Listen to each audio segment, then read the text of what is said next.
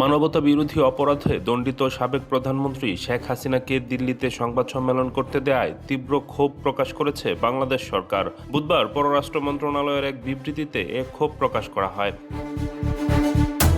বিবৃতিতে বলা হয়, আত্মগোপনে থাকা দণ্ডপ্রাপ্ত গণহত্যাকারী শেখ হাসিনাকে বুধবার সন্ধ্যায় নয়াদিল্লিতে গণমাধ্যমের সঙ্গে আলাপচারিতার অনুমতি দেওয়ায় বাংলাদেশ ক্ষুব্ধ।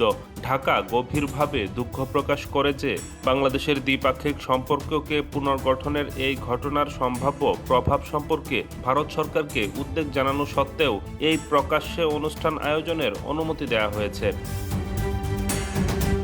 বিবৃতিতে বলা হয়, জুলাই গণ অভ্যুত্থানের দ্বিতীয় বর্ষপূর্তি উপলক্ষে ভারতের মাটিতে শেখ হাসিনার এই আলাপচারিতা বাংলাদেশের সার্বভৌমত্বের প্রতি অবমাননা এবং জুলাই বিপ্লবের শহীদদের প্রতি মারাত্মক অপমান। ফেসিবাদের শাসন দ্বারা 2024 সালের জুলাই আগস্টে শিশুসহ নিরীহ বেসামরিক লোকদের নৃশংস হত্যাকাণ্ড, জাতিসংঘ প্রতিষ্ঠিত তথ্য অস্বীকার করা পলাতক দোষী সাব্যস্ত গণহত্যাকারী শেখ হাসিনা এবং তার অপরাধী সহযোগীদের ইতিহাসের জোয়ারকে বিপরীত করার একটি বৃথা প্রচেষ্টা। বাংলাদেশের জনগণ অতীতে এ ধরনের জঘন্য প্রচেষ্টা প্রত্যাখ্যান করেছিল এবং এখনও করছে।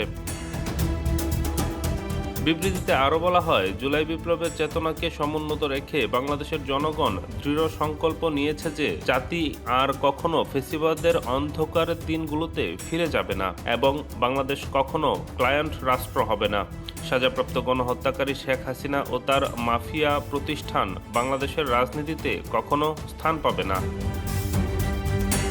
বিবৃতির শেষাংশে বলা হয়, সার্বভৌম সাম্য, পারস্পরিক শ্রদ্ধা, একে অপরের অভ্যন্তরীণ বিষয়ে হস্তক্ষেপ না করা এবং জাতীয় মর্যাদার ভিত্তিতে ভারতের সঙ্গে গঠনমূলক পারস্পরিক স্বার্থ সংশ্লিষ্ট ও দূরদর্শী সম্পর্ক বজায় রাখতে চায় বাংলাদেশ। দুঃখজনকভাবে 2013 সালে বাংলাদেশ ভারতের মধ্যে স্বাক্ষরিত প্রত্যর্পণ চুক্তির অধীনে দোষী সাব্যস্ত অপরাধী শেখ হাসিনাকে ফেরত পাঠানোর জন্য ভারত সরকারের কাছে বারবার অনুরোধ করা হলেও এখনও কোনো প্রক্রিয়া পাওয়া যায়নি। বিপরীতে যে কোনো অজুহাতে তাকে গণমাধ্যমের সঙ্গে খোলামেলা কথা বলার সুযোগ দেয়া বাংলাদেশের জনগণের অনুভূতির জন্য গভীরভাবে ক্ষতিকর এবং বাংলাদেশ ও ভারতের মধ্যে সৌহার্দ্যপূর্ণ দ্বিপাক্ষিক সম্পর্কের বিকাশের জন্য ক্ষতিকর।